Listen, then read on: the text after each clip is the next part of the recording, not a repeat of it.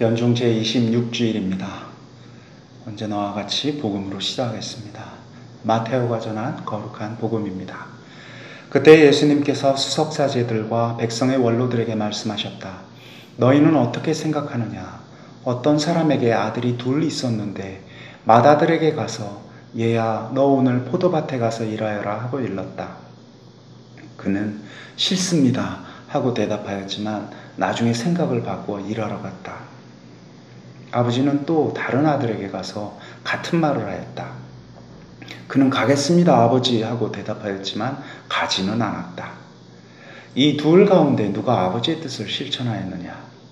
그들이 맏아들입니다 하고 대답하자 예수님께서 그들에게 말씀하셨다. 내가 진실로 너희에게 말한다. 세리와 청녀들이 너희보다 먼저 하느님의 나라에 들어간다. 사실 요한이 너희에게 와서 의로운 길을 가르칠 때 너희는 그를 믿지 않았지만 세리와 청녀들은 그를 믿었다. 너희는 그것을 보고도 생각을 바꾸지 않고 끝내 그를 믿지 않았다. 주님의 말씀입니다.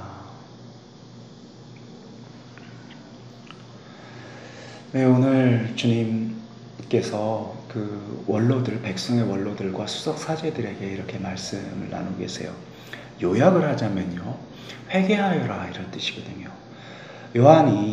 세례자 요한이 회개하라고, 물로 죄를 씻고 새로운 삶을 살아내라고 이렇게 초대하였던 것을 상기시키고 계십니다.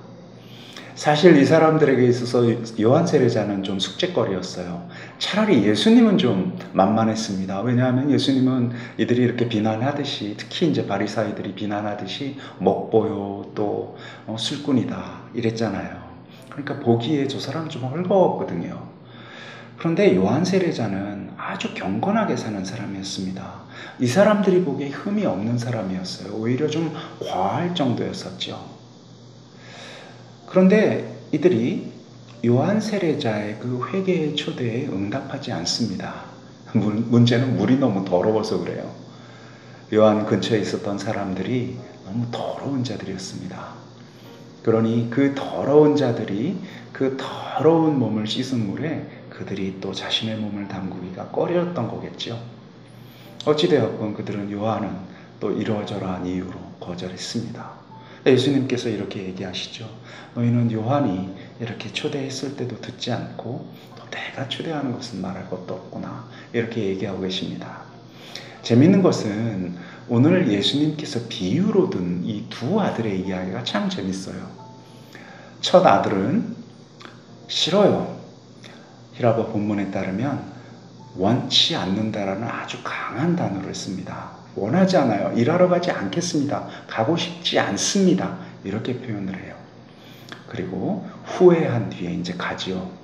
두 번째 아들은 아버지 예 가겠습니다 라고 하고 가지 않았습니다. 사실은 좀 이상한 게 그냥 처음부터 가겠다라고 하고 좀 간 사람도 있으면은 딱 아기가 좀 맞을 텐데 그 사람은 없습니다. 처음부터 끝까지 일관되게 살아낸 사람은 이 두 아들 중에 아무도 없습니다. 여기에 복음이 지금 이야기하고 있는 아주 숨겨진 깊은 뜻이 좀 있다고 보여집니다. 그것은 사람이 계속해서 변화하고 있다는 말입니다. 예 하고 가지 않거나 아니요 하고 가고 있습니다. 계속해서 변화하고 있는데 이렇게 변화하고 있는 우리의 약함들, 그러나 변화할 때 계속해서 주님을 향해서 나아가려고 하는 그런 마음의 움직임들, 이런 것들이 우리가 지금 이 세상을 살면서 우리 스스로를 만나는 내용입니다. 우리는 어떤 변화를 따라야 되겠습니까? 말할 것도 없이 주님께로 매일매일 조금씩 더 나아가는 변화를 따라야 합니다. 주님께로 매일 나간다라는 것, 매일 더 나아간다라는 건 뭘 의미할까요? 어쩌면 우리의 신앙생활이 이 대답을 하고 있습니다. 우리가 처음 세례를 받았을 때, 물론 유아 세례는 좀 다르겠지만 우리가 당신을 만났을 때 기쁨에 벅찼을 때, 그래서 당신을 조금 더 잘 따르겠다라고 소박한 결심을 하였을 때, 우린 크고 작은 그런 결심들이 있습니다.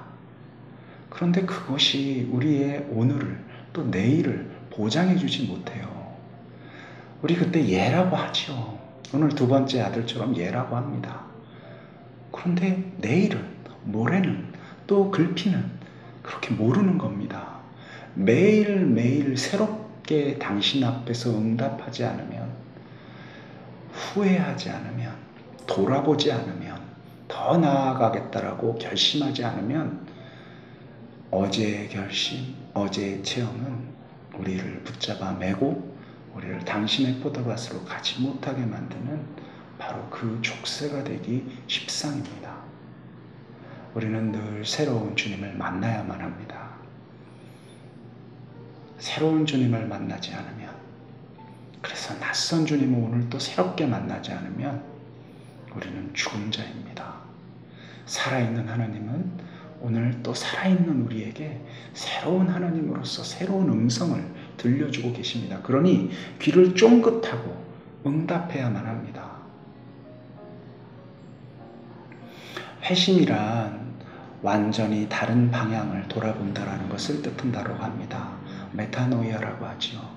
내가 옳다라고 생각하였던 방향, 여기구나 라고 확고하게 믿었던 그 방향에서 전혀 한 번도 그렇게 생각하지 않았던 그 낯선 곳으로 고개를 돌리는 것, 이게 회심의 한 특징이라고 합니다. 그렇게 낯선 곳으로 고개를 돌리는 게 나이가 먹어갈수록 점점 어려워집니다. 왜냐하면 우리가 굳어지거든요. 이 안전한 곳에서, 내가 익숙한 곳에서, 내가 믿고 있는 곳 안에서 조금 더 잘 살기를 원하게 되거든요. 그런데 우리가 살아있다라는 것, 젊다라는 것, 새롭게 살 수 있다라는 것, 거듭해서 주님께서 낯선 곳에서 우리에게 목소리로 부르실 수 있다라는 사실에 열려 있는 것입니다. 내가 바보라고 생각했던 사람, 내 원수라고 생각했던 사람, 정말 저건 아니야 라고 생각했던 사람, 바로 그곳 안에서 주님께서 얘야 하고 부르는 그 목소리를 들을 수 있을 때, 그때 우리의 회심이 시작됩니다. 그렇게 우리가 고개를 돌릴 수 있도록, 이 빳빳한 고개를 근육을 좀 풀도록, 그렇게 훈련하도록, 내가 익숙하지 않은 그 목소리에 고개를 돌릴 수 있도록, 바라봐 줄 수 있도록 우리 훈련해야 되겠습니다. 그때 이 첫째 아들처럼 비록 오늘은 아니야 라고 했지만 마음을 돌려서 당신께로 나아갈 수 있을 것입니다. 만약 우리가 계속해서 내가 믿고 있는 믿음, 내가 경험했던 바로 그것, 그 안에 계속 그냥 매달려 있다면 예 주님 알겠습니다 라고 응답은 할지언정 당신께로는 나가지 못하는 둘째 아들의 예가 되기 십상입니다. 늘 새로운 두 주님의 목소리에 귀 기울일 수 있도록 우리 어깨에 힘을 좀 빼고 주님께서 어디에서 우리를 부르시는지 선선하게, 흔연하게 우리의 고개를 돌릴 수 있는 그런 부드러운 자, 그런 온유한 자가 되기를 한 마음으로 기도합니다.